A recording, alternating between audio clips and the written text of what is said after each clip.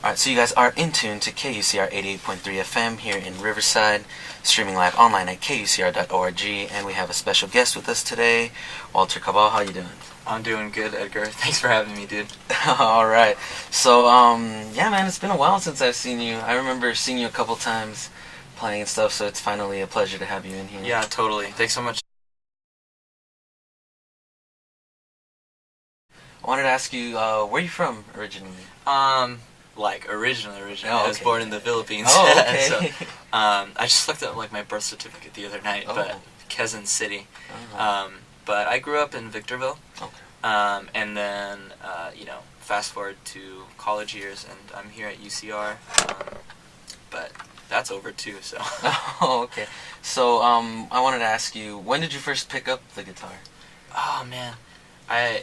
I remember picking it up in around like 7th grade. Mm-hmm. I was really into like punk rock music then, and I discovered that I couldn't sing. Oh. So I was playing with some friends, and we were in a little punk band called like 5 Minute Trend, and yeah, it was pretty bad. So we played, and I discovered that I couldn't sing, and so I decided I wanted to play guitar instead. Okay. Yeah. And then, how did you start developing like your sound, and like who influenced you as a musician? Man, I'm really lucky for all the friends that I've been around. Mm-hmm. In those early years, I wouldn't listen to anything except for like punk rock, so like the old AFI, like Black Sails and the Sunset Status, or like MXPX, and then one of my good friends, turned me on to Thrice and all that like heavier music. Yep. And I was a little reticent to stick my foot in that, but I went there, and I'm a huge Thrice fan now too. Okay. But getting on with them really grew my music taste until I got into a lot more left of center stuff, which is a little more ambient, like Radiohead stuff, and then post rock stuff like Explosion in the Sky and Mogwai and all that. Yeah, and you continued playing. And I continued playing when my band disbanded. Then I was the one who was writing all the songs anyway, so I just grew some nuts and like started playing by myself. Luckily, there's this kind of less is more kind of rootsy folk vibe that's been circulating. Okay. So that's helped a lot. We'll see where the timeline goes. Definitely. And for when it comes to writing your songs and putting out lyrics, I guess what inspires you, or do you take life experiences and kind of mold them into songs? Yeah, totally. Like, man, I think lyrics are the hugest thing that I really try to craft. Thanks for bringing that up. I just try to write like about things that I deal with, or things that are going on, issues I feel like are important. A lot of that ends up leaning towards like metaphysics, or what the world is like, or what it means to be a human being. I think those are really they're really important to me. They're not important to everyone, but they keep me up at night.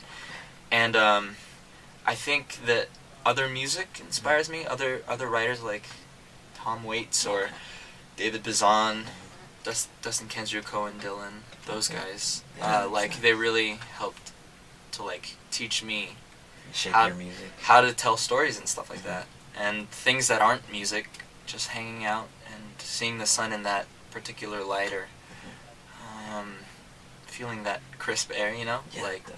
It stirs something up inside you, and I think I would really like to like stamp that somewhere on the songs too. Definitely. I usually, when I listen to songs, I do tend more towards the lyrics, what they say and stuff. And I just wanted to ask you, when it comes to your music and your lyrics, when you write them or you kind of write songs, do you tend to lean towards a certain emotion more than another one?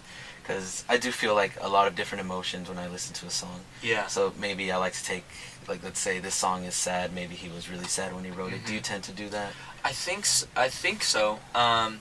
Sort of try to pair the lyrics with the music so they kind of tell the same story. Some of the times, like in one of the songs on the record called Billboard, I try to like contrast the emotions like the song's a pretty biting song about maybe what California culture is like, Oh. but it's hidden behind kind of a major key tonality. Mm-hmm. And I think just like the facade that people put on, it's easily overlooked. Mm-hmm. And I think that contrast really helps to dish out what I see.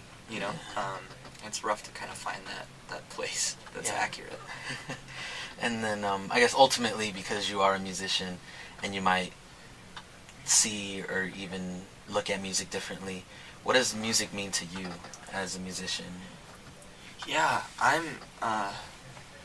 I'm just in love with art, and I'm really grateful to be wired that way. Mm-hmm. I feel like maybe I feel just a small sense of pity for people who overlook like really beautiful subtleties about life, you know. So what it means to me is just so big. I'm not sure if I can stick that in a sentence. You can put it. But I know that it reminds me that in the middle of kind of the banality of Mm-hmm. and the mundaneness of everything, that there's something more than just like, you know, my skin and bones and the molecules and the chemicals and stuff like that. I really think because of art, like I'm able to hope and to believe with all my heart that there's something meaningful, that things can be meaningful, you know? Definitely. So Life is beautiful and there's a lot of emotions, and you know, as a musician I love how you try to capture these emotions and these little instances in time. And it's just really great to see that in, you know, people our generation, our age, to try to explore that. I know, yeah. I know that there's sort of like an air of like apathy, or like a cloud hanging over a lot of our friends' heads, you know?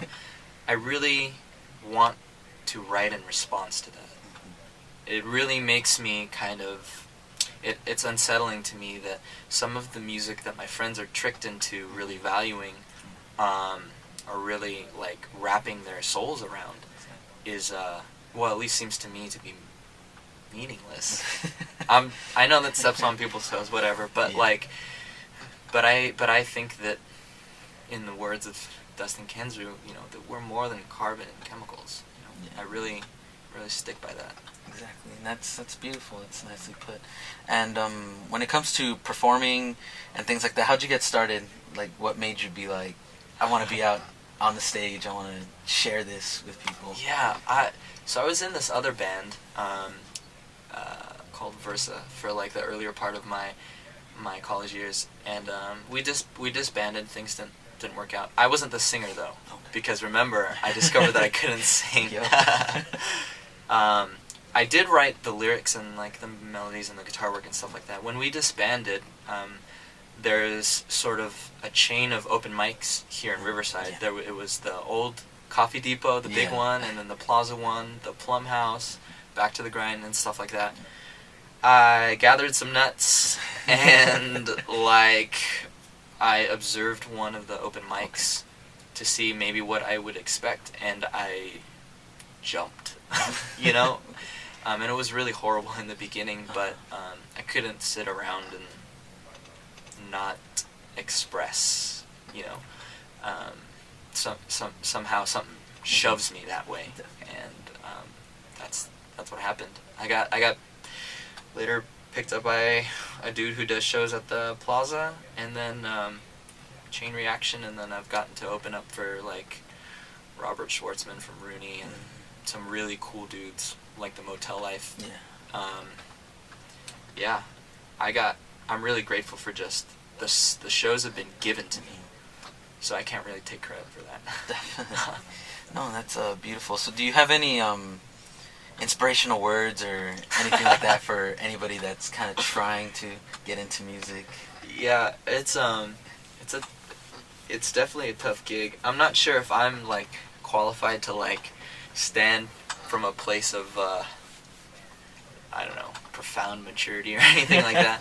But I do know that with the dudes that I follow, like the songwriters that I follow, I really learned from them that something timeless gets stamped on your art when you really try to express honestly, to try to remove like any kind of thorn of pretense. I mean, there's only so much broken people can do, but I think to aim for that kind of honesty and to bare your soul nakedly like that,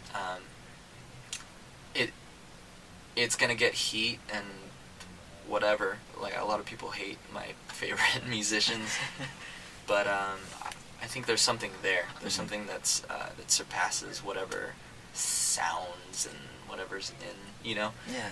C.S. Lewis would say, actually, Clive Staples Lewis would say, you know, if you don't give 2 cents about you know, popularity or about whatever other things people worry about, and you just really try to spew the truth, then you'll find out, without even knowing it, that you had developed a sense of uniqueness, and that honesty, I think, speaks to people. So, and those are Lewis's words; they're not mine. So beautifully said, regardless of the fact.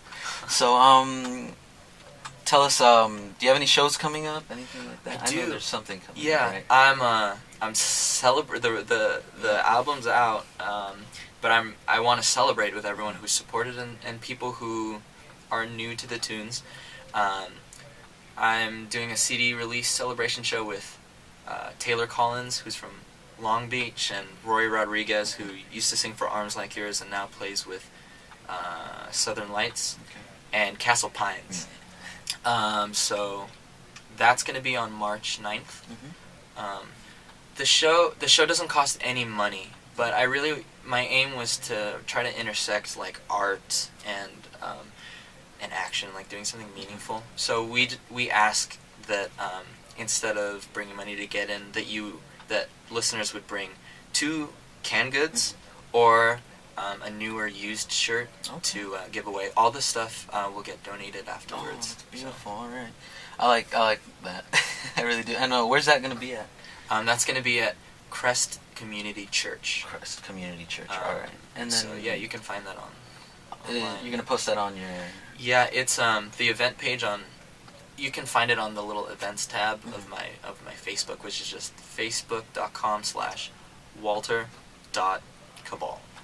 So I try to keep it simple. Yeah, that's good. I know some people like to put like crazy stuff in there, and it's really hard to find. I can't remember. Yeah, man. That's good though. So I see you brought your guitar, and I have. Yeah.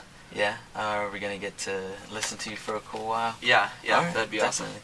Awesome. So then you guys know you guys are in tune to KUCR 88.3 FM, streaming live online at kucr.org out of Riverside, and our guest here today is Walter Cabal, singer, songwriter.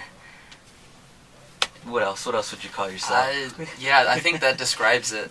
I never really try to like nitpick a sound that I want or whatever. And then UCR student, graduate. Yeah. I graduated here. Oh, okay. With the nerdy BA in philosophy. Oh, so, nice. We do have a show here, Philosophy Talk. We're actually top. Is it like we're a pretty good school for philosophy. I think we're number 30 actually on some website. So.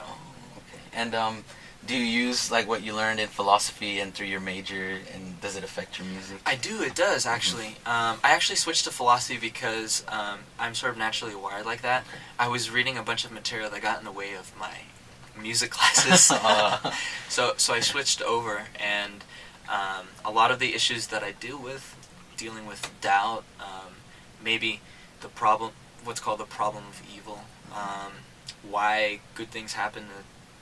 Or why bad things happen to people who seem to be really upright, things like that tend to find themselves in my songs. I don't really write too much about like smacking dat or nothing. Yeah. Oh, pop culture. All right, so we're gonna do a little in-studio performance here by Walter Cabal, who has been with us and who will be celebrating his album release on March 9th. At Crest Community Church. And there's a suggested donation of either 2 canned goods or a new or used shirt. Okay, yeah. So do you have any last words for the listeners before we get into it? No, well, yeah, I guess. Thanks so much for everybody who's really like even lent an ear to my music. There's sort of been a lot of late nights and sweat and a lot of angst that has gone into the songs. So I really appreciate anybody who's even taken the time to listen. So